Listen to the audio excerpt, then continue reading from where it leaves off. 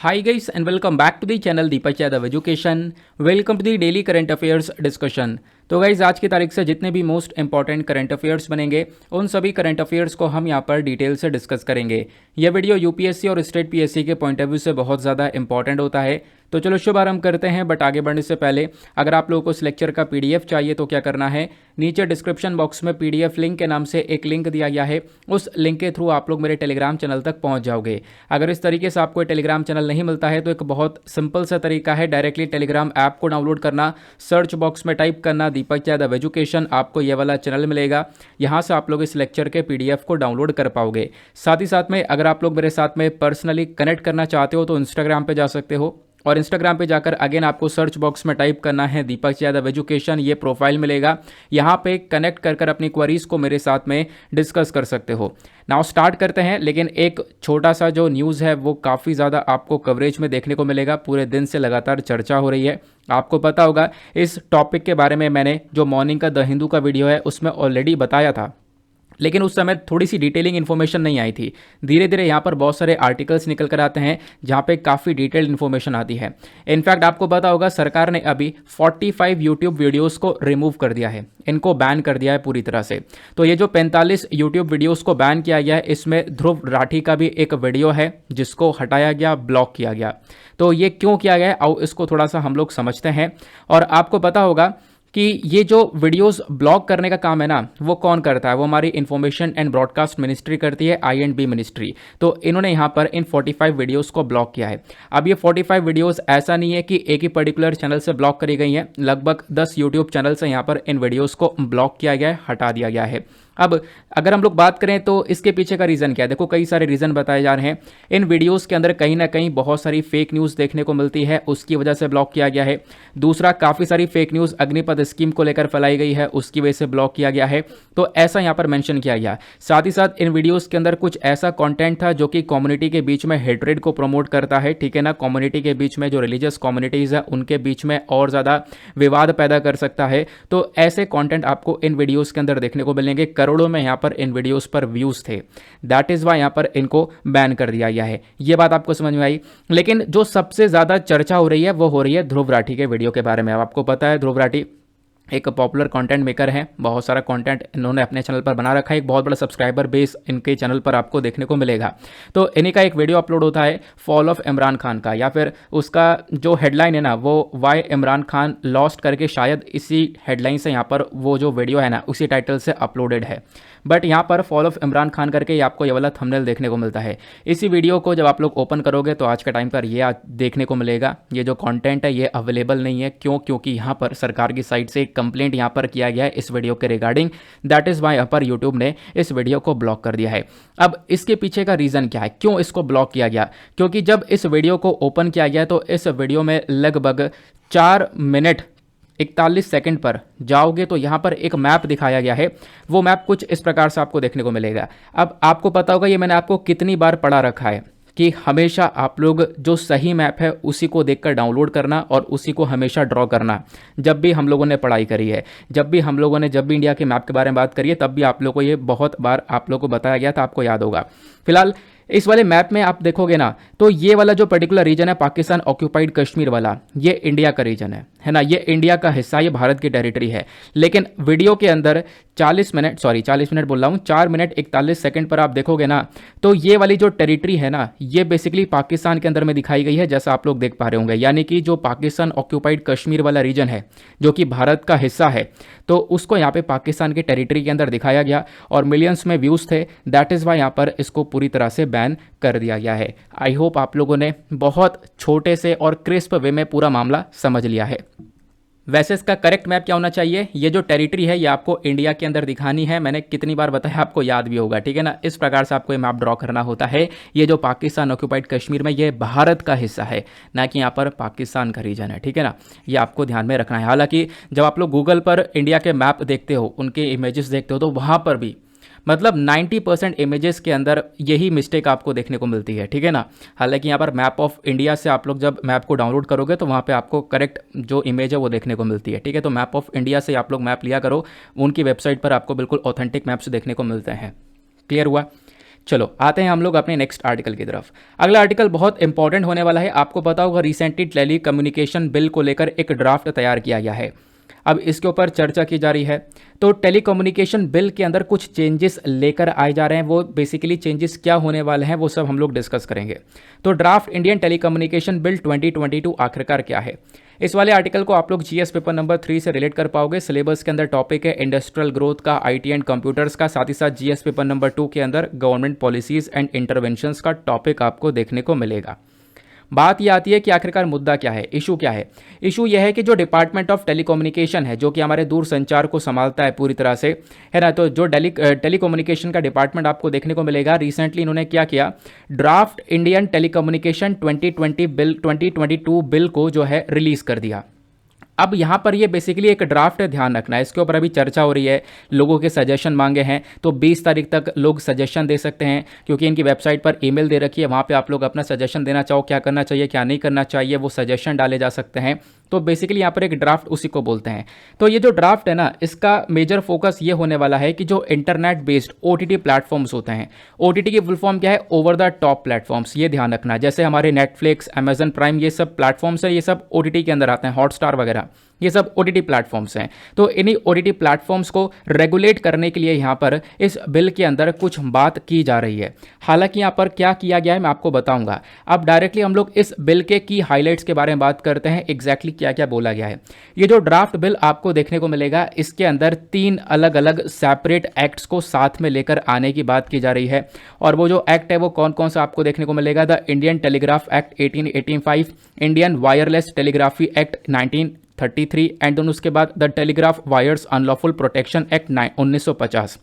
ये जो एक्ट आपको दिख रहे हैं तीनों के तीनों, ये बहुत ही ज़्यादा पुराने एक्ट हैं, ठीक है ना। आप लोग देख पा रहे होंगे 1885, 1933, 1950, बहुत पुराने एक्ट हैं। तो अब यहाँ पे कुछ नया करने की ज़रूरत है। तो उसी की वजह से यहाँ पर ये ड्राफ्ट बिल लेकर आया जा रहा है कि कुछ हम लोग यहाँ पर नई चीज़ें ऐड ऑन करें। क्लियर हुई बात, आगे आते हैं। अब उसके बाद देखोगे ना, तो ये बहुत पुराने एक्ट्स आपको देखने को मिलेंगे तीनों के तीनों। तो इनकी जगह यहाँ पर कुछ नई चीज़ लाने के बारे में चर्चा की जा रही है, एक नया ड्राफ्ट तैयार किया जा रहा है। उस ड्राफ्ट के अंदर बोला गया कि जो ट्राई है, ट्राई के बारे में आपने पढ़ रखा है, इसको हम लोग बोलते हैं telecom regulatory authority of India, ठीक है ना। जो भी हमारा एक तरीके से टेलीकॉम सेक्टर है, जो भी आप लोग कॉलिंग करते हो, जैसे एयरटेल, वोडाफोन, ये सारी अलग अलग कंपनीज जो कि आप लोग को सर्विस प्रोवाइड करवाती हैं। तो इन सारे टेलीकॉम को रेगुलेट करने के लिए telecom regulatory authority of India, try, आपको देखने को मिल जाता है, ठीक है ना। अब हुआ क्या, ट्राई के पास में पहले काफ़ी सारी पावर्स हुआ करती थी, इन पावर्स को कम कर दिया गया है। तो डिपार्टमेंट ऑफ टेलीकम्युनिकेशन ने यहाँ पर बोला है कि कुछ इंपॉर्टेंट पावर्स और रिस्पॉन्सिबिलिटीज़ हुआ करती थी ट्राई के पास में, जैसे कि ये लाइसेंस वगैरह इशू कर सकते थे सर्विस प्रोवाइडर्स को। बट अब यहाँ पर ये वाली पावर्स आप कह सकते हो ले ली गई हैं, या फिर इनकी पावर्स को कम कर दिया गया है, ऐसा आप कह सकते हो, ठीक है ना। तो ट्राई की पावर्स को कम कर दिया गया है। जो डीओटी है वो डायरेक्टली अपने ऊपर ये बात रखेगी, डायरेक्टली यहाँ पे अपने हिसाब से चीज़ों को संभालेगी। बाकी इस बिल के अंदर बोला जा रहा है कि हम लोग ओटीटी को रेगुलेट करेंगे। तो सरकार ने क्या किया है, देखो यहाँ पे ये बोला है कि जो ओटीटी प्लेटफॉर्म्स हैं, ये ओवर द टॉप प्लेटफॉर्म्स है, मैंने आपको बता दिया। इसमें ये बात करते हैं व्हाट्सएप कॉल्स के बारे में, फेस टाइम, गूगल मीट, इन सब चीज़ों के बारे में। अब आपको पता होगा व्हाट्सएप से कॉलिंग हो सकती है, सिग्नल से कॉलिंग हो सकती है। कुछ इंपॉर्टेंट ऐसी सोशल मीडिया प्लेटफॉर्म्स हैं जिसको यहाँ पर ओटीटी प्लेटफॉर्म के अंदर रख कर बात की जा रही है। तो आज के टाइम पर जो व्हाट्सएप कॉल्स आपको व्हाट्सएप देखने को मिलता है, गूगल मीट देखने को मिलता है, यहाँ सब पर आप लोग बहुत फ्री में कॉल्स कर सकते हो, है ना। फ्री में कॉल वगैरह हो सकती है नहीं हो सकती है। तो इन्हीं चीज़ों को रेगुलेट करने के बारे में बोला जा रहा है कि हम लोग अब क्या करेंगे, इन सारे प्लेटफॉर्म्स को रेगुलेट करेंगे और इनकी कॉल्स वगैरह को मैनेज किया जाएगा। तो आने वाले टाइम पर हो सकता है कि जो व्हाट्सएप है वो व्हाट्सएप क्या करे, वो व्हाट्सएप आपसे चार्ज ले सकता है कॉलिंग वगैरह करने के लिए, ठीक है। अगर व्हाट्सएप के अंदर कॉलिंग का फीचर चाहिए तो अलग से आपको चार्ज पे करना पड़ सकता है, ऐसा देखने को मिल सकता है, ठीक है ना। ऐसा यहाँ पर बिल के अंदर बोला जा रहा है। देखो करंट टाइम पे क्या होता है, प्रेजेंट टाइम पर जो भी टेलीकॉम कंपनीज हैं इन सबको एक लाइसेंस की जरूरत पड़ती है। For example Airtel, Vodafone, idea, ये सारी जो टेलीकॉम कंपनीज हैं इनको एक लाइसेंस चाहिए होता है। इनके पास लाइसेंस होगा तभी आपको ये सर्विस दे पाएंगी, है ना। सरकार से स्पेक्ट्रम को परचेज करती हैं, फिर उसके बाद में आपके घर तक यहाँ पर उस जो सर्विस है उसको पहुँचाया जाता है। लेकिन जो ओटीटी प्लेटफॉर्म्स हैं इनको लाइसेंस की ज़रूरत नहीं पड़ा करती थी, यानी OTT प्लेटफॉर्म्स को यहाँ पर लाइसेंस नहीं ऑफर किया जाता था। बट अब से क्या किया जा रहा है कि भैया इसको भी हम लोग रेगुलेट करेंगे, इनको भी यहाँ पर लाइसेंस लेना होगा। तो आने वाले टाइम पर हो सकता है कि जो ये व्हाट्सएप वगैरह, ये जो कॉल्स वगैरह प्रोवाइड करवाते हैं आपको, ये आपसे चार्ज कर सकें, ऐसा हो सकता है बट कंफर्म नहीं है, ठीक है ना। तो अब क्या बात की जा रही है, जो ये OTT प्लेटफॉर्म्स है, फॉर एग्जांपल मैंने आपको बताया व्हाट्सएप वगैरह की यहाँ पर चर्चा की जा रही है, तो इनको अब इसी रेगुलेशन के अंडर में लेकर आया जाएगा, इनको रेगुलेट किया जाएगा, इनको यहाँ पर लाइसेंस पहले इन्हें लेना पड़ेगा, और लाइसेंस इनके पास में होगा तभी ये लोग, यानी ये जो बॉडीज़ हैं वो सर्विस दे पाएंगी आपको, तभी आप इन व्हाट्सएप से कॉल कर सकोगे, ठीक है ना। तो इन प्लेटफॉर्म्स के पास में पहले लाइसेंस होना चाहिए, ये बात रखी जा रही है। आज के टाइम पर लाइसेंस की ज़रूरत नहीं है, बट आने वाले टाइम पर लाइसेंस इनको लेना पड़ेगा। फिर उसके बाद में इसमें प्रोविजन ऑफ रिफंड भी रखा गया है, यानी कि जो टेलीकॉम मिनिस्ट्री है, मान लो यहाँ पर जो टेलीकॉम या फिर इंटरनेट प्रोवाइडर है, ठीक है ना, वो अपना लाइसेंस सरेंडर कर देता है, तो यहाँ पर उसको पैसा रिफंड कर दिया जाएगा। ऑब्वियस सी बात है, लाइसेंस लेगा तो उसके लिए पैसा भी पे करना होगा, लेकिन अब यहाँ पे वो लाइसेंस सरेंडर करेगा तो उसके बदले में उसको पैसा पे कर दिया जाएगा। उसका जो एक तरीके से रिफंड का प्रोविजन है वो यहाँ पर बोला जा रहा है, उसकी फ़ी वापस कर दी जाएगी। दूसरा यहाँ पर बोला जा रहा है, अगर यहाँ पर पेमेंट के अंदर कोई परेशानी आती है, मान लो कोई लाइसेंसीज है ना, यानी कि वही टेलीकॉम सेक्टर जो भी हैं, अब यहाँ पर ये पेमेंट नहीं कर पा रहे हैं, पेमेंट में प्रॉब्लम आ रही है, तो उसमें यहाँ पर इनको सपोर्ट देगी सरकार। हो सकता है यहाँ पर वो जो पेमेंट है उसके लिए आगे तारीख बढ़ा दी जाए कि आप आराम से पेमेंट पे कर देना, या फिर छोटे छोटे पार्ट में शेयर्स में पेमेंट पे कर देना, ठीक है ना। यानी कि जो स्ट्रेस पड़ेगा किसके ऊपर, जो भी हमारी लाइसेंसीज हैं इनके ऊपर अगर स्ट्रेस पड़ेगा तो उस स्ट्रेस को कम करने के लिए भी यहाँ पे कुछ प्रोविजंस रखे गए हैं, ठीक है ना, ताकि हम लोग सेक्टर के अंदर जो कंपटीशन उसको मेंटेन कर सकें। अगर कोई भी यहाँ पर ये जो पर्टिकुलर बॉडी है, कोई भी लाइसेंसीज है, अगर ये परेशानी में आता है तो उनको सपोर्ट करने के लिए भी इसमें एक प्रोविज़न देखने को मिलेगा। सरकार यहाँ पर आगे टाल सकती है मामला, या फिर अमाउंट्स को छोटे छोटे शेयर्स के अंदर पे करने के लिए बोल सकती है, जो भी यहाँ पर है, मतलब उन कंपनीज़ को डूबने ऐसे नहीं दिया जाएगा, या फिर आप कह सकते हो उनको एक रिलीफ प्रोवाइड करवाया जाएगा। ये बात क्लियर हो गई, क्योंकि होता क्या है आपको पता है ना, ये जो टेलीकॉम सेक्टर्स हैं, अगर ये आपको कॉलिंग का फीचर दे रहे हैं तो सरकार को एक पेमेंट प्रोवाइड करवा रहे हैं ये लोग, है ना, पता है ना, सरकार को एक पेमेंट प्रोवाइड करवा रहे हैं, सरकार इनको स्पेक्ट्रम पे कर रही है, क्योंकि ऑक्शनिंग होती है, अब याद आ रहा होगा, है ना, नीलामी होती है स्पेक्ट्रम की, जो टावर से नेटवर्क से निकलते हैं। फिर उसके बाद में ये जो टेलीकॉम सेक्टर्स हैं, ये जो टेलीकॉम कंपनीज़ हैं, वो सब यहाँ पे सरकार से परचेज़ करती हैं, सरकार के पास में पैसा जाता है, फिर ये जो नेटवर्क्स हैं वो आपके घर तक पहुँचते हैं। इस प्रकार से यहाँ पर ये काम चलता है। क्लियर हो गई बात। तो यहाँ पर बोला जा रहा है कि अगर कोई भी लाइसेंसीज को परेशानी होती है, या फिर कोई अपना लाइसेंस सरेंडर कर देता है, तो उसके बदले पहली बात तो उसको रिफंड मिल जाएगा, या फिर कोई परेशानी है पेमेंट वगैरह करने में तो पेमेंट करने में थोड़ी बहुत छूट मिल जाएगी। क्लियर हो गई बात।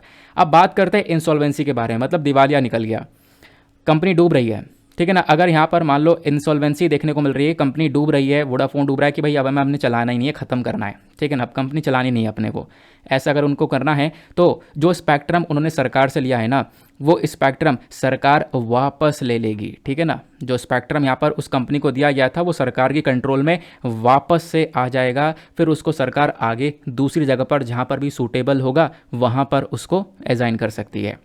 क्लियर हो गई बात। स्पेक्ट्रम समझ रहे हो ना, जो टावर से नेटवर्क निकल रहे हैं, बेसिकली ऐसे आप लोग समझ सकते हो। क्लियर हो गई बात। ये यहाँ पर इस बिल के अंदर रखा गया है। नेक्स्ट पॉइंट रखा गया है टेलीकम्युनिकेशन डेवलपमेंट फंड। अब ये क्या है, एक नई चिड़िया का नाम है। मतलब अभी तक पता है क्या होता है, हमारे पास में एक फंड का नाम दिया गया है, यूनिवर्सल सर्विस ऑब्लिगेशन फंड, एक फंड बनाया गया है, ठीक है ना। इस फंड के अंदर जो पैसा इकट्ठा होता है वो कहाँ पे लगाया जाता है, टेलीकम्युनिकेशन सेक्टर के ऊपर। अब क्या होगा, बस खाली नाम इसका बदल दिया गया है, यूनिवर्सल सर्विस ऑब्लिगेशन फंड का नाम बदल दिया गया है, इसको हम लोग दूसरे नाम से जानेंगे, टेलीकम्युनिकेशन डेवलपमेंट फंड के नाम से जाना जाएगा। अब जो भी यहाँ पे पता है, ये जो USOF फंड था ना, इसके अंदर जो भी पैसा जनरेट हुआ करता था, यानी टेलीकॉम सर्विस प्रोवाइडर से जो भी पैसा कलेक्ट हुआ करता था, जो भी सालाना पैसा इकट्ठा होता था, वो सारा पैसा इन सभी टेलीकम्युनिकेशन डेवलपमेंट के ऊपर लगा दिया जाता था। तो बस खाली इसका जो नाम है वो चेंज कर दिया गया है, बस इतना सा ध्यान रखना। अब नाम इसका टेलीकम्युनिकेशन डेवलपमेंट फंड कर दिया गया है। अब ये जो फंड आएगा, इसमें जो भी पैसा इकट्ठा होगा सालाना के बेसिस पर, जो भी टेलीकॉम सर्विस प्रोवाइडर जो है ना, ये पैसा जो भी सरकार को पे करेंगे, जो भी पैसा इकट्ठा होगा, उस पैसे का इस्तेमाल किया जाएगा ताकि कंट्री के अंदर कनेक्टिविटी सर्विसेज को बढ़ाया जाए, है ना। जो गांव वाले एरियाज़ हैं वहाँ पर नए नए टावर्स लगाए जाएं, रिमोट एरियाज़ हैं वहाँ पर कनेक्टिविटी बढ़ाई जाए। तो ये सारा काम यहाँ पर इस फंड से किया जाएगा। क्लियर हो गई बात। ये तो आपने बिल के सारे प्रोविजंस समझ लिए हैं। नाउ अब हम लोग बात करते हैं what is the present status of telecom industry in India. ये एक अलग से फैक्चुअल डेटा है कि आखिरकार करेंट टाइम पर जो ये टेलीकॉम इंडस्ट्री है, ये एयरटेल वोडाफोन ये वाली जो इंडस्ट्री है ना, ये कितनी बड़ी इंडस्ट्री है भारत के अंदर में।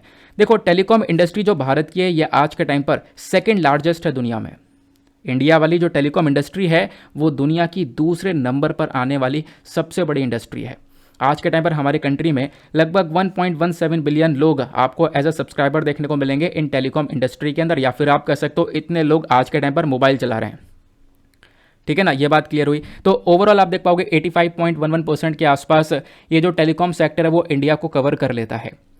इस इंडस्ट्री का जो यहाँ पर आप ग्रोथ देखोगे पिछले कुछ सालों में वो बहुत तेज़ी से ग्रो हुई है। ठीक है ना, 3G 4G ये चीज़ें आती रहीं और यहाँ पर लोग जो है ना इन चीज़ों को बहुत तेज़ी से अपनाते हुए चले गए।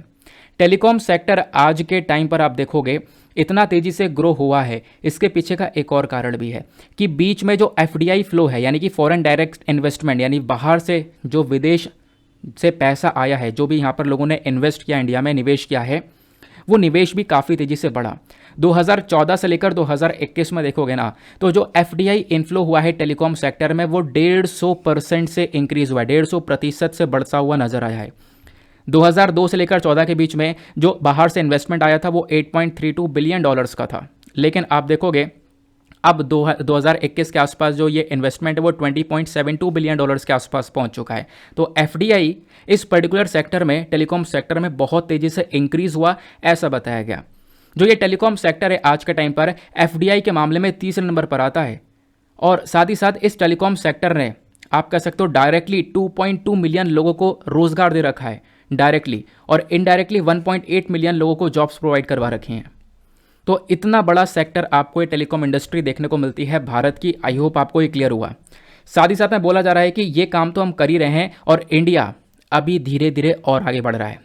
स्मार्टफोन मार्केट के मामले में 2025 तक हम लोग दूसरा सबसे बड़ा मार्केट बनने वाला है। स्मार्टफोन के मामले में लगभग हमारे कंट्री में 1 बिलियन इंस्टॉल डिवाइसेस होंगे, ये बात यहाँ पर रखी जा रही है। और 2025 तक हम लोग ये काम करने वाले हैं, 5G कनेक्शंस और ज़्यादा बढ़ने वाले हैं, वो बात यहाँ पर रखी जा रही है। ठीक है ना, ये होने वाला है, बस अभी यहाँ पर इतना ध्यान रखो। अब इसी टेलीकॉम इंडस्ट्री को और ज़्यादा प्रमोट करने के लिए और ज़्यादा बढ़ावा देने के लिए कुछ इनिशिएटिव सरकार ने उठाए हैं। उन इनिशिएटिव्स के नाम ध्यान रखना, मेंस में आपको हेल्प करेंगे। जैसे यहाँ पे प्रोडक्शन लिंक्ड इंसेंटिव स्कीम को चलाया गया है ना, ये आत्मनिर्भर भारत अभियान के अंदर में चलाया गया है। प्रोडक्शन लिंक्ड इंसेंटिव स्कीम के अंदर जो टेलीकॉम और नेटवर्किंग प्रोडक्ट्स होते हैं इसको बनाने के लिए बोला सरकार ने बोला कि आप टेलीकॉम और नेटवर्किंग प्रोडक्ट्स को बनाओ, उसके बदले में हम आपको इंसेंटिव प्रोवाइड करवाएंगे। क्लियर हुआ। ऐसे ही यहाँ पर टेलीकॉम सेक्टर रिफॉर्म्स लेकर आए गए 2021 में। देन भारत नेट प्रोजेक्ट चलाया गया जहाँ पर ऑप्टिकल फाइबर केबल्स को, यानी कि इंटरनेट की जो कनेक्टिविटी है वो गाँव तक पहुँचाई गई है, ग्राम पंचायत को कनेक्ट किया गया है, वो आप लोग देख पाओगे। तो ये कुछ अलग से इनिशिएटिव्स हैं। इन इनिशिएटिव्स का नाम ध्यान रखना, क्योंकि मेंस में नाम पूछ ले जाते हैं, तो आप लोग ज़रूर से इसको आराम से पुट डाउन कर पाओगे। ये जो पर्टिकुलर प्रोजेक्ट्स हैं ये सब हमारे टेलीकॉम इंडस्ट्री से ही रिलेटेड हैं। क्लियर हो गया टेलीकॉम इंडस्ट्री क्या है, प्लस ये क्या है पूरा मामला, ड्राफ्ट बिल क्या है। बहुत समय से ये न्यूज़ में था, अब यहाँ पर इसको हम लोगों ने क्लियर किया है। अब एक काम करो, फटाफट वीडियो पे जो लाइक का बटन है उसको प्रेस कर दो। एक छोटा सा टारगेट रहता है 2K प्लस लाइक का, जिसको आप लोग अचीव करवा सकते हो। अगला इंपॉर्टेंट आर्टिकल, पोषण अभियान के बारे में हम लोग डिस्कशन करेंगे। पोषण अभियान क्या, यहाँ पर हम लोग पोषण माह के बारे में बात कर रहे हैं, पोषण मंथ कह सकते हो। तो अभी पूरा जो सितंबर का महीना है ना वो पोषण मंथ की तरह देखा जाता है। इस वाले आर्टिकल को GS पेपर नंबर 2 से रिलेट कर पाओगे। सिलेबस के अंदर ये टॉपिक है, गवर्नमेंट पॉलिसीज, इंटरवेंशन, हेल्थ हो गया, issues related to children, issues related to women, ये सारे टॉपिक्स हमारे सिलेबस में प्रेजेंट हैं। यहाँ पर बोला गया ministry of women and child development ने मिनिस्ट्री ऑफ आयुष के साथ में मिलकर जो पोषण वाटिकाज हैं उन पोषण वाटिकाज को ओपन किया है। ठीक है ना, तो यहाँ पर पोषण वाटिकाज क्या है वो सब आगे मैं आपको बताऊंगा। तो अभी आप देखोगे जो पोषण महीना चला है, पोषण महीना या पोषण माह कह लो, ये 2022 का मंथ देखने को मिलेगा। ये बेसिकली सितंबर का जो मंथ होता है ना उसको हम लोग पोषण मंथ की तरह देखते हैं। तो ये जो पोषण मंथ है इसके अंदर बहुत सारी एक्टिविटीज़ को चलाया गया, और वो एक्टिविटीज़ के अंदर जो पोषण वाटिकाज है वो बनाई गई हैं, फिशरीज़ यूनिट बनाई गई हैं। ठीक है ना, अगर आप लोग देखोगे तो बहुत सारे पेड़ पौधे भी यहाँ पर इस पर्टिकुलर चीज़ के अंदर लगाई गई हैं। इस एक्टिविटी के अंदर बहुत सारे पेड़ पौधे भी लगाए गए हैं। अब हम थोड़ा सा डिटेल से लेकर चलेंगे। अब ये बात करेंगे आखिरकार एग्जैक्टली पोषण माह है क्या। देखो ये जो राष्ट्रीय पोषण माह है ना, इसको हम लोग सेलिब्रेट करते हैं हर साल सितंबर के महीने में, और इसको हर साल सितंबर के महीने में सेलिब्रेट किया जाता है पोषण अभियान के अंदर में। तो पोषण अभियान के अंदर में पोषण मंथ को सेलिब्रेट किया जाता है। ये जो मंथ है ना, इस पूरे महीने में हमारा मेजर फोकस होता है एंटीनेटल केयर के ऊपर, बच्चों का ध्यान रखने के ऊपर, बच्चों को प्रॉपरली यहाँ पर माँ दूध पिला पाएँ, ब्रेस्ट फीडिंग के ऊपर ध्यान दिया जाता है, एनीमिया के ऊपर ध्यान दिया जाता है। जो आज के टाइम पर जो वेमेन है उनके अंदर ब्लड की कमी है, आयरन की कमी है, एनीमिया से सफ़र कर रही है, उसके ऊपर ध्यान दिया जाता है। गर्ल्स एजुकेशन के ऊपर ध्यान दिया जाता है, डाइट के ऊपर ध्यान दिया जाता है, राइट एज ऑफ मैरिज के ऊपर ध्यान दिया जाता है, यानी कि चाइल्ड मैरिज को रोकने का काम किया जाता है। हाइजीन हो गया, सैनिटेशन हो गया और हेल्दी फूड हो गया, इन सब चीज़ों के ऊपर फोकस दिया जाता है। नाम ही इसका पोषण महीना है, तो इस महीने में इन चीज़ों के ऊपर मेजर फोकस रहता है, ऐसा आप लोग ध्यान रखना। अब जो भी एक्टिविटीज़ होती हैं वो फोकस करती हैं social and behavioural change communication के ऊपर, ठीक है ना। अब यहाँ पर होता यह है कि एग्जैक्टली जो ये social and behavioural change communication है ना, ये क्या है, ये बेसिकली आप कह सकते हो एक कम्युनिकेशन अप्रोच है। यहाँ पे क्या किया जाता है कि जो नॉलेज है, एटीट्यूड है, बिलीव्स हैं, बिहेवियर्स हैं, उनको यहाँ पे प्रमोट किया जाता है। एग्जैक्टली अगर हम लोग बात करें तो इन पोषण के बारे में सारी चीज़ें फैलाई जाती हैं, ऐसा आप लोग यहाँ पर कह सकते हो। आगे आते हैं। अब पोषण माह तो आप लोग समझ गए कि पोषण महीने में सितंबर के मंथ में होता है, क्या क्या होता है वो समझा। अब ये बात करते हैं कि पोषण महीने में पोषण वाटिका को बनाया गया, इनको सेटअप किया गया। अब ये पोषण वाटिका क्या है? देखो, पोषण वाटिका मतलब होता है एक छोटी सी ज़मीन जहाँ पर जो लोग हैं ना वो सब्जियाँ उगाते हैं, ताकि उनके परिवार को वो ताज़ी ताज़ी सब्जियाँ मिल सकें, और जो महिलाएं, बच्चे हैं, उनको ये खासकर अच्छा खाना मिल सके, ताकि वो माल न्यूट्रिशन का यानी कुपोषण का शिकार ना बने। तो ये यहाँ पे फोकस होता है पोषण वाटिका का। तो आपसे पूछा जाए पोषण वाटिका क्या है, तो आप लोग आराम से जवाब दे पाओगे। इसका मेन ऑब्जेक्टिव यही है पोषण वाटिका की, जो छोटी सी ज़मीन है ना, वहाँ पे न्यूट्रिशियस खाने को उगाना, वेजिटेबल्स को उगाना ऑर्गेनिक तरीके से, सही और साफ़ सुथरे तरीके से, जिससे मिट्टी का उपजाऊपना तो बढ़ेगा, साथ ही साथ में महिला और बच्चों को न्यूट्रिशन भी मिलेगा, ठीक है ना। और इसके अंदर प्लांटेशन के ऊपर भी फोकस किया जाता है, यानी पेड़ पौधे भी लगाने के ऊपर एक थोड़ा सा फोकस किया जाता है उस पर्टिकुलर लैंड पर। क्लियर हो गया? तो पोषण मंथ क्या है, पोषण वाटिका क्या है, समझ में आ गया। पोषण अभियान के अंदर में ही पोषण माह को सेलिब्रेट किया जाता है। तो अब पोषण अभियान क्या है, ये तीसरा टॉपिक है इसी आर्टिकल के अंदर, वो भी समझते हैं। पोषण अभियान, जिसको हम लोग नेशनल न्यूट्रिशन मिशन के नाम से भी जानते हैं, इसको लॉन्च किया गया था सरकार के थ्रू 8 मार्च 2018 में। इसका मकसद क्या है, एम यहाँ पर यह है, इस अभियान का टारगेट यह है कि जो चाइल्ड स्टंटिंग है, अंडर न्यूट्रिशन, एनीमिया, इन सब चीज़ों को कम कर दिया जाए। मैं आपको समझाता हूँ।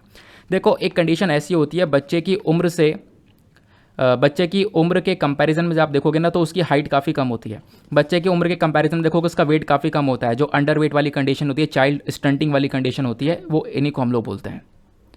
तो यहाँ पर कह सकते हो कि वो उस बच्चे का उम्र के हिसाब से वेट कम है, उम्र के हिसाब से हाइट कम है। क्यों? क्योंकि उसको प्रॉपरली न्यूट्रिशन नहीं मिल पाया, एक अच्छा पोषण भरपूर खाना नहीं मिल पाया। तो ये जो प्रॉब्लम है ना, इस प्रॉब्लम को कम करने के लिए ही पोषण अभियान चलाया जाता है। पोषण अभियान का काम क्या है कि इन बच्चों को एक अच्छा पोषण भरपूर खाना प्रोवाइड करवाना, महिलाओं को एक अच्छा पोषण देना, जिससे महिलाओं के अंदर एनीमिया खत्म हो जाए और बच्चों के अंदर चाइल्ड स्टंटिंग और चाइल्ड वेस्टिंग जैसी प्रॉब्लम कम हो जाए। क्लियर हो गई बात? ये बात यहाँ पर लिखी हुई है। आगे आते हैं। ये तो हमने बात करी पोषण अभियान के बारे में। उसके बाद पोषण 2.0 के बारे में चर्चा होती है। तो पोषण 2.0 इसी के अंडर में आता है। वो भी मतलब इसमें कुछ पढ़ने वाली ऐसी आवश्यकता नहीं है आप लोग यहाँ पर, ठीक है ना। ये अभी हम लोगों ने थोड़ी देर पहले ही पढ़ रखा है। अब बात ये करते हैं कि जो हम लोग पोषण अभियान की बात कर रहे हैं, तो आखिरकार इसकी ज़रूरत क्या है हम लोग को। मैंने आपको ज़रूरत वैसे इनडायरेक्टली बता ही दिया है। अगर हम थोड़ा सा और डिटेल से लेकर चले तो ज़रूरत यही है कि कंट्री में माल न्यूट्रिशन और एनीमिया वाली कंडीशन बहुत ज़्यादा है। बच्चे खासकर कुपोषण के शिकार बन रहे हैं, और बच्चों का मैंने आपको बताया ना, जो वेट वगैरह है वो काफ़ी कम है उम्र के हिसाब से। ऐसे बच्चे ही बहुत सारे देखने को मिलेंगे। दूसरा रीज़न यहाँ पर यह है, ग्लोबल न्यूट्रिशन रिपोर्ट 2021 को आप लोग देखोगे ना, तो इंडिया ने यहाँ पर कोई भी प्रोग्रेस नहीं किया है एनीमिया और चाइल्ड वेस्टिंग कंडीशन में। यानी जो महिलाएं जैसे सफ़र कर रही थी, बच्चे जैसे सफ़र कर रहे थे पहले, वो वैसे अभी भी सफ़र कर रहे हैं। कोई भी यहाँ पर प्रोग्रेस या कोई भी इम्प्रूवमेंट नहीं हुआ है, ऐसा कह सकते हो। फिर वैसे यहाँ पर ह्यूमन कैपिटल इंडेक्स भी बताया गया। ह्यूमन कैपिटल इंडेक्स 2020 को देखोगे ना, तो इंडिया की रैंक 180 में से 116 है, जहाँ पे बोला जा रहा है कि लोगों के अंदर यहाँ पे स्किल्स की कमी है, नॉलेज की कमी है, लोगों के अंदर पोटेंशियल कम है, लोग प्रोडक्टिव कम है, ऐसी बात भी बोली जा रही है। तो ये कुछ चीज़ें हैं जो कि हम लोग को बताती हैं कि हमें ज़रूरत है पोषण अभियान की। तो पोषण अभियान की क्यों ज़रूरत है, ये 3 कारण आप लोगों ने समझ लिए हैं बहुत ही ज़्यादा बेहतरीन तरीके से। आई होप आप लोग समझ गए होंगे इस बात को। चलो फिर आगे आते हैं उसके बाद नेक्स्ट आर्टिकल की तरफ।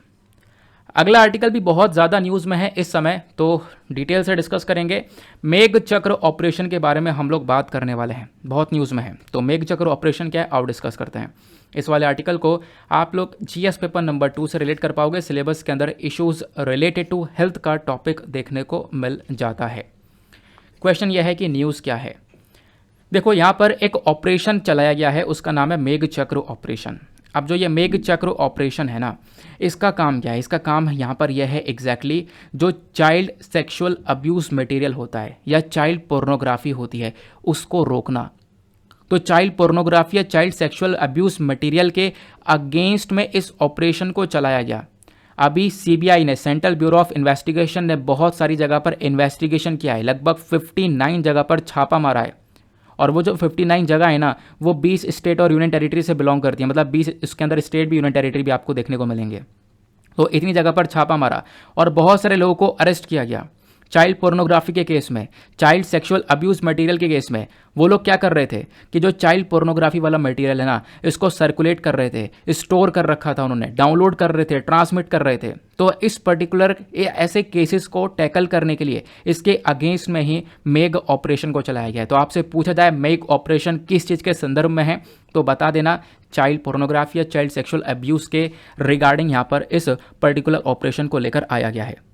यहाँ पे हम लोग सारी इन्फॉर्मेशन जो भी हमारी इन्फोर्समेंट एजेंसीज है ना, वो क्या कर रही हैं, वो जगह जगह पर छापा मार रही हैं और उसके बाद में आप कह सकते हो कि लोगों को पकड़ रही हैं। इनफैक्ट यहाँ पर इंटरनेशनल लेवल और नेशनल लेवल दोनों ही तरफ से यहाँ पे लोगों को पकड़ा जा रहा है। ये जो इन्वेस्टिगेशन है ना, यहाँ पे आप देख पाओगे इसमें लगभग 50 ग्रुप को आइडेंटिफाई किया गया है, जिसमें से 5000 के आसपास दोषी आपको देखने को मिलेंगे, ऑफेंडर्स देखने को मिलेंगे।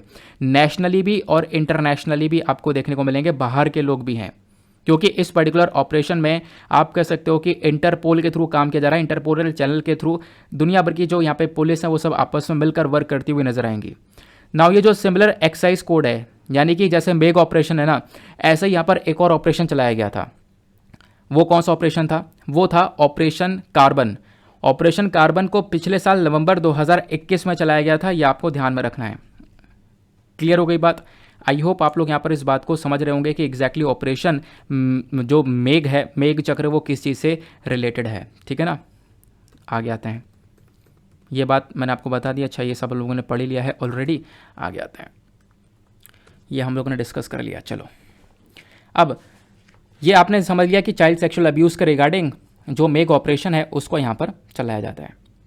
अब क्वेश्चन यहाँ पर यह है कि जो चाइल्ड सेक्सुअल अब्यूज़ है ना, इसके रिगार्डिंग बहुत सारे इश्यूज़ आपको देखने को मिलेंगे। चाइल्ड सेक्सुअल अब्यूज़ अपने आप में एक मल्टी लेयर प्रॉब्लम है। यहाँ पर बच्चे की physical safety, mental health, wellbeing, उसका बिहेवियर, सब कुछ यहाँ पर उसके ऊपर नेगेटिव इम्पैक्ट पड़ सकता है इस चाइल्ड सेक्सुअल केस की वजह से, चाइल्ड सेक्सुअल असॉल्ट की वजह से। प्लस चाइल्ड सेक्सुअल अब्यूज़ या फिर चाइल्ड पोर्नोग्राफी आज के टाइम पर बहुत तेज़ी से इंक्रीज़ हो रही है। रीज़न क्या है? क्योंकि टेक्नोलॉजी बहुत तेज़ी से इंक्रीज़ हो रही है। मोबाइल टेक्नोलॉजीज़ का इस्तेमाल किया जा रहा है जो कि चाइल्ड अब्यूज़ और एक्सप्लॉइटेशन को इंक्रीज़ कर रहा है। ठीक है ना, चाइल्ड अब्यूज़ के नए नए प्रकार देखने को मिल रहा है। ऑनलाइन बुली किया जा रहा है, ऑनलाइन हैरेस किया जा रहा है, ऑनलाइन चाइल्ड पोर्नोग्राफी बनाई जा रही है, बच्चों की पोर्नोग्राफी बनाई जा रही है। तो ये यहाँ पर आप देखोगे तो अपने आप में बहुत बड़ा इशू नज़र आता है ये। ठीक है ना, बहुत बड़ी दिक्कत नज़र आती है, बहुत बड़ी प्रॉब्लम नज़र आती है। मतलब इंसान की कितना, कहाँ पर सोच, किस लेवल पर सोच है, वो आप लोग देख सकते हो। कितनी नीचे सोच है कि वो चाइल्ड पोर्नोग्राफी बना रहा है। ठीक है ना, तो वो बात यहाँ पर मेंशन की जाती है। देन बात यहाँ पर आती है इनइफेक्टिव लेजिस्लेशन की। देखो पहली बात तो आप लोगों ने यहाँ पर समझ लिया कि चाइल्ड पोर्नोग्राफी को लेकर इश्यूज़ क्या क्या, चाइल्ड सेक्सुअल अब्यूज़ को लेकर क्या क्या दिक्कतें देखने को मिल रही है। मल्टी लेयर प्रॉब्लम है, समझ गए। डिजिटल टेक्नोलॉजीज़ बढ़ रही हैं, इस वजह से प्रॉब्लम बढ़ रही है, समझ गए। तीसरा आप देखोगे ना तो पोक्सो एक्ट की बात आती है। पोक्सो एक्ट क्या है? यह है protection of children against sexual offences act 2012। 2012 का एक्ट है ये। इस एक्ट का काम क्या है? बच्चों को सेक्सुअल ऑफेंस से बचाना। लेकिन ये एक्ट काम करने में फेल हो चुका है आज के टाइम पर। ये बच्चों को प्रोटेक्शन प्रोवाइड नहीं करवा पा रहा है। कहोगे आप क्या कारण है, इसके पीछे के रीज़न क्या है? तो आप देखो इसको। पहली बात, इस पर्टिकुलर एक्ट के अंदर जो कॉन्विक्शन रेट है ना, वो बहुत कम है। यानी केस आते भी हैं तो केस की सुनवाई प्रॉपरली होती नहीं है। दोषी बहुत कम लोग साबित होते हैं। पिछले 5 सालों का केस देखोगे तो 90% केस पेंडिंग पड़े हुए हैं। बहुत ज़्यादा बुरे हालात है पोक्सो एक्ट के अंदर में। पोक्सो एक्ट के अंदर में बार बार हम देख रहे हैं जस्टिस बहुत डिले हो जा रहा है। कठुआ रेप केस के बारे में आपको पता होगा, तो 16 महीने लग गए थे उस केस को निपटाने में पोक्सो एक्ट के अंदर में। तो आप इमेजिन कर सकते हो कि पोक्सो एक्ट के अंदर में 16 महीने लग जा रहे हैं, जबकि पोक्सो एक्ट में खुद बोला गया है कि अगर कोई भी केस आएगा वहाँ पर किसी बच्चे के साथ में, किसी बच्ची के साथ में 18 साल से जो कम उम्र बच्ची है या बच्चा है उसके अगेंस्ट में अगर कोई सेक्सुअल ऑफेंस होता है तो वो केस यहाँ पर पोक्सो एक्ट में देखे जाते हैं। लेकिन इस एक्ट में बोला गया है कि अगर कोई भी केस इस एक्ट में आए तो उसको 1 साल के अंदर अंदर पूरी तरह से ख़त्म कर लेना है, 1 साल के अंदर अंदर पूरी तरह से रिजॉल्व करना है। लेकिन यहाँ पे आप देखोगे कठुआ रेप केस के अंदर क्या हुआ, 16 महीने लग गए। तो जस्टिस यहाँ पे क्या हो रहा है, न्याय बहुत देर से मिल पा रहा है। ये यहाँ पर एक बहुत बड़ा इशू नज़र आता है। अब फाइनली यहाँ पर नेक्स्ट स्लाइड में बताया गया है पोक्सो एक्ट है क्या। ये मैं आपको ऑलरेडी बता चुका हूँ, protection of children from sexual offence act. ये जो एक्ट है ना, इसको लेकर आया गया है ताकि हम लोग बच्चों को सेक्सुअल एजॉल्ट, सेक्सुअल हैरेसमेंट और पोर्नोग्राफी से बचा सकें, उन सब चीज़ों का शिकार बनने से बचा सकें। मतलब आप कह सकते हो कि जो भी बच्चा जिसकी उम्र 18 साल से कम है उसको प्रोटेक्शन देने के बारे में यहाँ पर चर्चा की जाती है इस पर्टिकुलर एक्ट के तहत। ये बात मैंने आपको बहुत पहले ही बता रखी है, ये आप लोग यहाँ पर देखोगे, ठीक है ना। तो बच्चों को प्रोटेक्शन देने का ये काम करता है। और ये देखो, ये बात मैंने ऑलरेडी आपको बता दी है कि 1 साल के अंदर अंदर केस देखना होता है, लेकिन हुआ क्या, यहाँ पर 1 साल से ज़्यादा लग जाता है इस केस को देखने में। अब इस पर्टिकुलर एक्ट के रिगार्डिंग कॉन्स्टिट्यूशनल प्रोविजंस क्या क्या हैं, संविधान के अंदर कोई प्रोविजन है बच्चों को लेकर? तो देखो हमारे कॉन्स्टिट्यूशन के अंदर बहुत सारे एक्ट दिए गए हैं। आर्टिकल 21 राइट टू लाइफ के बारे में बात करता है ना, जीने का अधिकार है सभी लोग को, उसमें बच्चे भी आ रहे हैं, सभी के पास में ये फंडामेंटल राइट्स हैं। फंडामेंटल राइट्स 12 से 35 तक हैं, सभी लोग के पास में। और उसके बाद में right to personal liberty article 21, right to privacy article 21, right to equality article 14, right against discrimination article 15, right against exploitation article 23 and 24। तो ये सारे के सारे आप देखोगे ना, ये कॉन्स्टिट्यूशनल प्रोविजंस हैं जो कि कहीं ना कहीं प्रोटेक्शन देने का काम करते हैं, ठीक है ना। तो ये बात मैंने आपको बता दिया, पोक्सो एक्ट बता दिया है, प्लस मेघ चक्र ऑपरेशन क्या है वो आप लोगों ने समझ लिया है, क्या इशू है वो भी आप लोगों ने समझा। अब आते हैं अगले आर्टिकल की तरफ। नेक्स्ट आर्टिकल में बात की गई है अंबेडकर सर्किट के बारे में। तो अंबेडकर सर्किट क्या है, आओ इसको थोड़ा डिटेल से जानते हैं, क्योंकि रिसेंटली बहुत ज़्यादा न्यूज़ में था अंबेडकर सर्किट। तो इस आर्टिकल को आप लोग जीएस पेपर नंबर 2 और 3 से रिलेट कर पाओगे। सिलेबस के अंदर टॉपिक है इंपॉर्टेंट पर्सनैलिटी का और इंडियन नेशनल मूवमेंट का। तो यहाँ पे रिसेंटली हमारी केंद्र सरकार ने बोला है कि हम लोग अंबेडकर सर्किट बनाने वाले हैं, और वो अंबेडकर सर्किट के अंदर 4 इम्पॉर्टेंट जगह को आपस में जोड़ा जाएगा। और वो जो 4 इम्पॉर्टेंट जगह है ना, वो चारों की चारों जगह का link doctor BR Ambedkar ji के साथ में है। जैसे वो 4 जगह कौन कौन सी हैं, इनकी जन्मभूमि, फिर उसके बाद में महापरिनिर्वाण, देन चैत्य भूमि, देन दीक्षा भूमि। इसका मतलब क्या है मैं आपको समझाऊंगा। ये 4 प्लेसेस को कनेक्ट किया जा रहा है। इन 4 प्लेसेस का बहुत ही ज़्यादा गहरा लिंक है डॉक्टर BR अम्बेडकर जी के साथ में, ठीक है ना। तो ये यहाँ पर अंबेडकर सर्किट कहलाता है। अब मैं आपको थोड़ा सा और डिटेल से लेकर चलता हूँ। यहाँ पर मैंने आपको 4 जगह के नाम बताए थे, वो 4 जगह इंडिया की आपको देखने को मिलेंगी। जैसे मध्य प्रदेश के अंदर माऊ देखने को मिलेगा, ये अम्बेडकर जी का बर्थ प्लेस है जहाँ पर इनका जन्म हुआ था। फिर दूसरा देखोगे दिल्ली के अंदर, जहाँ पर इन्होंने यहाँ पर अपने कुछ लास्ट ईयर बिताए थे। फिर महाराष्ट्र के अंदर देखने को मिलेगा नागपुर, जहाँ पर अम्बेडकर जी ने बुद्धिज़्म को अपनाया था। फिर दादर मुंबई के अंदर देखने को मिलेगा, यहाँ पर अम्बेडकर जी का लास्ट में दाह संस्कार किया गया था। तो ये 4 इंपॉर्टेंट प्लेसेस आप लोग को नजर आए। इन चारों इंपॉर्टेंट प्लेसेस का जो लिंक है वो डायरेक्ट अम्बेडकर जी के साथ में है। प्लस एक और प्लेस की बात की जाती है, वो है लंदन की। यहाँ पर अम्बेडकर साहब ने इन्होंने यहाँ पर स्टडी करी थी, पढ़ाई करी थी रुक कर वहाँ पर, ठीक है ना। तो यहाँ पर भी आप लोग देख पाओगे। फिलहाल ये एक अलग नाम है। सर्किट में आपको बेसिकली ये 4 प्लेसेस देखने को मिलेंगे, ये आपको ध्यान में रखना है, ठीक है ना। तो सरकार क्या करेगी, जल्दी से यहाँ पर इस अंबेडकर सर्किट को स्टार्ट करने वाली है। जैसे रामायण सर्किट आपको देखने को मिलेगा, बुद्ध सर्किट मिलेगा। रामायण सर्किट यानी राम जी के संदर्भ में जो भी प्लेसेस हैं आप वहाँ पर घूम सकते हो। एक ट्रेन चलाई जा रही है और वो ट्रेन में बैठो, अपना टिकट वगैरह कराओ, आराम से उसमें सारी फैसिलिटी मिलेगी, पूरा खाना वगैरह सब कुछ मिलेगा, क्योंकि उस ट्रेन के अंदर रेस्टोरेंट वगैरह सब कुछ आपको देखने को मिलेगा। मतलब खाने की फैसिलिटी वगैरह सब कुछ देखने को मिलेगी। तो आराम से आप लोग जो भी यहाँ पर राम जी से रिलेटेड प्लेसेस हैं वो एक ट्रेन में बैठकर घूम सकते हो, ट्रैवल कर सकते हो। वैसे आपको बुद्ध सर्किट देखने को मिलेगा। बुद्धा जी से रिलेटेड जो भी प्लेसेस हैं, इंपॉर्टेंट प्लेसेस, वो आप लोग एक ही ट्रेन में बैठकर घूम सकते हो। वैसे ही आपको ये अंबेडकर सर्किट देखने को मिलेगा। ये 4 इंपॉर्टेंट जगह, आप ट्रेन में बैठो और वो ट्रेन आपको चारों जगह पर घुमाएगी और आपको उस ट्रेन के अंदर क्वालिटी A1+ सर्विस मिलने वाली है। हर चीज़ की फैसिलिटी प्रोवाइड करवाई जाएगी। वो है अंबेडकर सर्किट। इससे क्या होगा? टूरिज्म प्रमोट होगा, टूरिज्म बढ़ेगा, ठीक है ना। तो ये जो 5 सिटीज़, 5 शहर आपको देखने को मिले हैं टूरिस्ट सर्किट के अंदर, ये सरकार ने अनाउंस किए हैं। पंचतीर्थ के नाम से यहाँ पर इनको जाना गया है। जन्मभूमि आपने समझ लिया, जहाँ पे अंबेडकर जी का जन्म हुआ था। शिक्षा भूमि ये मैंने आपको बता दिया है, लंदन में है, जहाँ पर इन्होंने अपनी शिक्षा को प्राप्त किया। देन दीक्षा भूमि ये मैंने आपको बता दिया, बुद्धिज़्म को जहाँ पे इन्होंने अपनाया। महापरिनिर्वाण जहाँ पर इन्होंने एक तरीके से आप कह सकते हो कि इनकी मृत्यु होती है। और चैत्य भूमि आप कह सकते हो कि जहाँ पर इनका देह संस्कार हुआ। क्लियर हुआ? अब देखो, एक फोकस ये रखा जा रहा है बुद्धिस्ट सर्किट का इंपॉर्टेंस क्या होगा, इसका सिग्निफिकेंस क्या है। इंपॉर्टेंस यही है कि पहली बार टूरिज्म के ऊपर थोड़ा सा जोर दिया जाएगा। आइडिया हमारा इसके पीछे का यही है कि हम लोग क्या कर सकें, टूरिस्ट को ज़्यादा से ज़्यादा अट्रैक्ट कर सकें, ज़्यादा से ज़्यादा टूरिस्ट को अट्रैक्शन के अंदर लेकर आया जाए।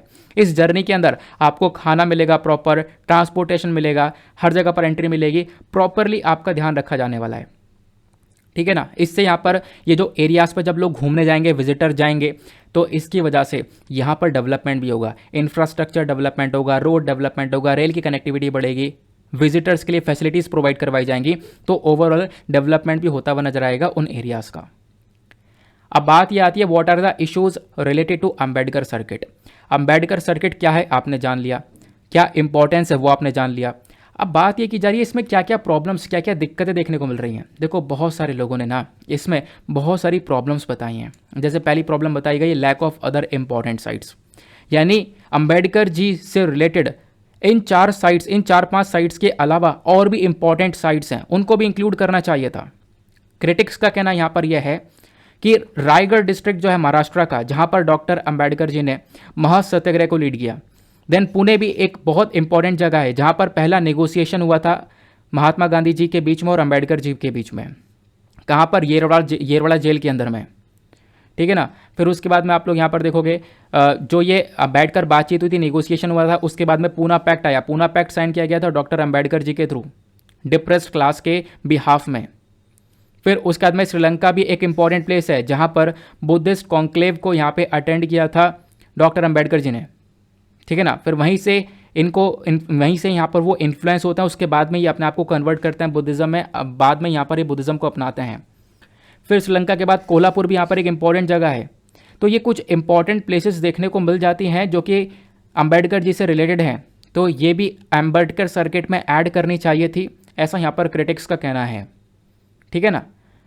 फिर ये तो बात मैंने आपको बता दी है इसके इश्यूज़ के बारे में। अब ये देखो, ये जो टूरिस्ट सर्किट है, टूरिज्म सर्किट है, ऐसे आपको और भी बहुत सारे टूरिज्म सर्किट्स देखने को मिलते हैं। सरकार ने ऐसे 15 टूरिस्ट सर्किट्स को यहाँ पर आइडेंटिफाई किया है अपने स्वदेश दर्शन स्कीम के अंदर 2014-15 में।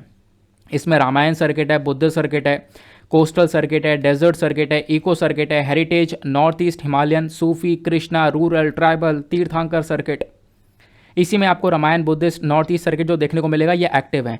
ये सर्किट हम लोग इसको बनाने का हमारा टारगेट है, यानी कि जैसे मैं आपको बता चुका हूँ पहले कि बुद्धिस्ट सर्किट यानी कि बुद्धा जी से रिलेटेड सारी प्लेसेस, रामायण सर्किट यानी राम जी से रिलेटेड सारी प्लेसेस, अब यहाँ पर अंबेडकर सर्किट यानी कि doctor B are Ambedkar ji से रिलेटेड सारी सर्विस, सारे के सारे प्लेसेस। तो अभी ये जो सर्किट का टारगेट रखा था हमने 2014-15 में, इसमें से हमारे पास 3 रेडी हैं।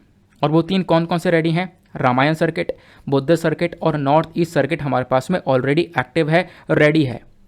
और ये जो अंबेडकर सर्किट है ये रेडी हो रहा है, इसको तैयार किया जा रहा है और ये चौथा हो जाएगा। 3 तो हमारे पास में रेडी हैं, चौथे नंबर पर ये आ जाएगा। अब वही सारी बातें मैंने हिंदी में भी आपको प्रोवाइड करवा दी हैं, आप लोग यहाँ पर हिंदी में देख पाओगे। अंबेडकर सर्किट के बारे में चर्चा की जा रही है, ठीक है ना। ये मैंने आपको यहाँ पर स्थान के बारे में बता दिया है, दीक्षा भूमि और ये सारी भूमि, चैत्य भूमि वगैरह के बारे में। देन उसके बाद में अंबेडकर सर्किट से जुड़े खास ट्रेन के बारे में आप लोग देखोगे। ट्रेन में प्रॉपरली यहाँ पर फैसिलिटीज़ वगैरह प्रोवाइड करवाई जाएंगी। जो यहाँ पर केंद्र पर्यटन मंत्रालय है, जो हमारा मिनिस्ट्री ऑफ टूरिज्म की बात करी जा रही है, तो आप लोग देखोगे तो इसमें 3000 स्पेशल डब्बों को यहाँ पर जो ये सर्किट यात्राओं के लिए पहले से रिजर्व कर लिया गया है, ऐसा यहाँ पर बताया जा रहा है, ठीक है ना। फिर उसके बाद में आप कह सकते हो कि पहले से हम लोग अभी अलग अलग जगह पर ये इसको चला रहे हैं। मैंने आपको बता दिया रामायण सर्किट के बारे में बात की जा रही है। इसमें यहाँ पे बोला जा रहा है कार के अंदर पेंट्री कार मिलेगी आपको, रेस्टोरेंट कार मिलेगा, रेल स्टाफ मिलेगा, सब कुछ मिलने वाला है, प्रॉपर बिल्कुल फैसिलिटीज़ मिलने वाली है, ऐसा यहाँ पर मेंशन किया जा रहा है। क्लियर हो गया। चलो अगले आर्टिकल पर आते हैं। नेक्स्ट आर्टिकल काफ़ी इंपॉर्टेंट होने वाला है और आपको पता होगा थंबनेल में पीछे शॉर्ट सा यहाँ पर इस आर्टिकल के बारे में भी एक थंबनेल के अंदर छोटा सा पिक्चर लगा हुआ है। बात की जा रही है अलीवा के बारे में। Aliva are data driven approach to eradicate child marriage. जो बाल विवाह है ना, उस बाल विवाह को कम करने के लिए एक तरीका है अलीवा, जो कि ओडिशा अपना रहा है। तो इस आर्टिकल को आप लोग जीएस पेपर नंबर 2 से रिलेट कर पाओगे। सिलेबस का द टॉपिक है issues related to women, gender, government policies and interventions. News में क्यों है? क्योंकि ओडिशा का एक डिस्ट्रिक्ट है जिसका नाम है नयागढ़। अब ये जो नयागढ़ आपको देखने को मिलेगा ओडिशा का, इन्होंने अभी एक यूनिक इनिशिएटिव अपनाया है। एक ऐसा इनिशिएटिव अपनाया है जो कि बहुत ही अलग है, अद्भुत है, जिसका नाम दिया गया अलीवा। अब ये अलीवा क्या करेगा? ये चाइल्ड मैरिज को इरेडिकेट करेगा, बाल विवाह को ख़त्म करेगा। तो जो ओडिशा का चाइल्ड मैरिज प्रिवेंशन स्ट्रेटजी है ना, इसके अकॉर्डिंग बोला जा रहा है कि इन यानी ओडिशा राज्य का जो मकसद है वो यह है कि 2030 तक हम लोग चाइल्ड मैरिज को कम कर दें, और चाइल्ड मैरिज को कम करने में अलीवा मदद करेगा। अब ये जो इनिशिएटिव है कैसे काम करेगा इसको समझाया गया है। जो प्रोग्राम है ना, इसको लॉन्च किया गया था जनवरी 2022 में। जो आंगनवाड़ी वर्कर्स आपको देखने को मिलेंगे, है ना, इनसे यहाँ पर बोला गया है कि आप क्या करो, हर एक एडोलेसेंट गर्ल्स यानी कि जो 12 से लेकर 19 साल तक की लड़कियाँ हैं ना, इनके ऊपर निगरानी रखो, इनका सारी डिटेलिंग्स लो। अब डिटेलिंग कैसी लो? इनका बर्थ रजिस्ट्रेशन डेट, कब जन्म हुआ, आधार, फैमिली डिटेल्स, स्किल ट्रेनिंग, सारी छोटी से छोटी डिटेल लेनी है और उसको एक रजिस्टर में रिकॉर्ड कर देना है।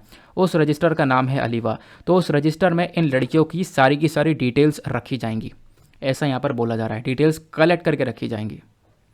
और करेंट टाइम पर ये जो डिटेल्स रखी जाने वाली है ना, इसमें जो एज है खासकर उसके ऊपर पूरी तरह से फोकस किया जाएगा। और जो गर्ल की एज है वो जब लिखेंगे रजिस्टर में तो उसको अप्रूव किया जाएगा पहले लोकल स्कूल के साइड से। लोकल स्कूल के हेडमास्टर होंगे, फादर होंगे, सुपरवाइजर होंगे, चाइल्ड मैरिज प्रोहिबिशन ऑफिसर होंगे। तो ये सब लोग अप्रूव करेंगे कि वाकई में डेट ऑथेंटिक है ना, बिल्कुल सही डेट है ना, ठीक है ना। तो बिल्कुल करेक्ट डेट यहाँ पर रजिस्टर में रखी जाएगी।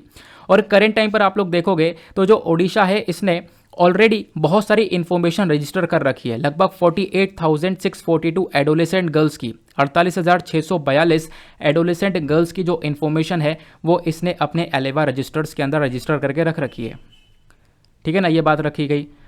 अब यहाँ पे बोला जा रहा है जो ओडिशा डिस्ट्रिक्ट है ये जो भी रिकॉर्ड को अपने पास में रखेगा वो 10 साल तक रिकॉर्ड मेंटेन करके रखा जाएगा। 2020 से लेकर 2030 तक ये सारा का सारा डेटा रखा जाएगा। डेटा का इंपॉर्टेंस क्या है?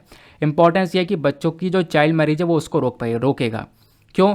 देखो यहाँ पर होता यह है कि करेंट टाइम पर सिचुएशन ये हो जाती है ना कि जो माता पिता है ना वो क्या करते हैं, वो यहाँ पर उम्र को छुपा लेते हैं और उम्र को छुपाने के बाद में बाल विवाह कर देते हैं, बच्चियों की शादी करवा देते हैं।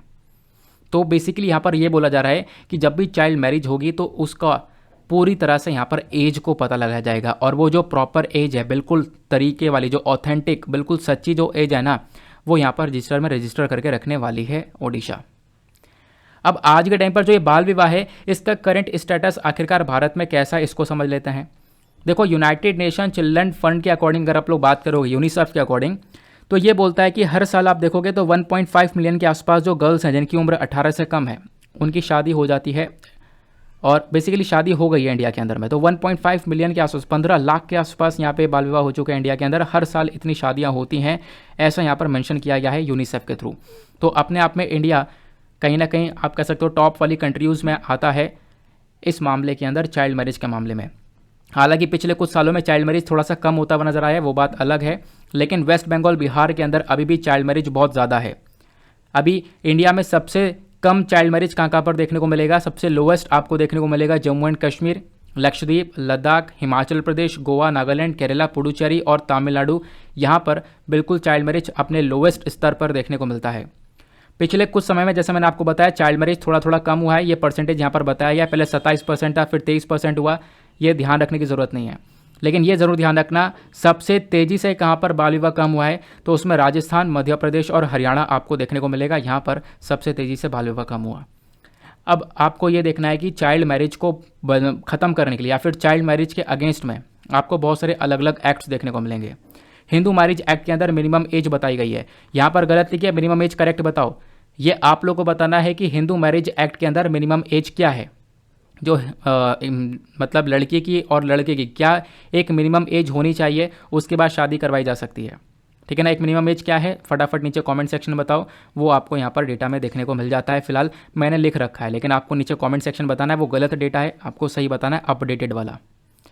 तो ये सारे के सारे इंपॉर्टेंट आर्टिकल्स थे आज के। आई होप आपको मज़ा आ चुका होगा, बहुत कुछ हम लोगों ने आज डिस्कस किया है डिटेल से। तो आज वीडियो ज़बरदस्त था नहीं था, नीचे कमेंट सेक्शन में ज़रूर से टाइप करना। बाकी अब वीडियोस यहाँ पे मैं पूरी कोशिश करने वाला हूँ कि रेगुलर आपका वीडियो रहे, बीच बीच में यहाँ पर थोड़ा बहुत इशू हो जाता है यार।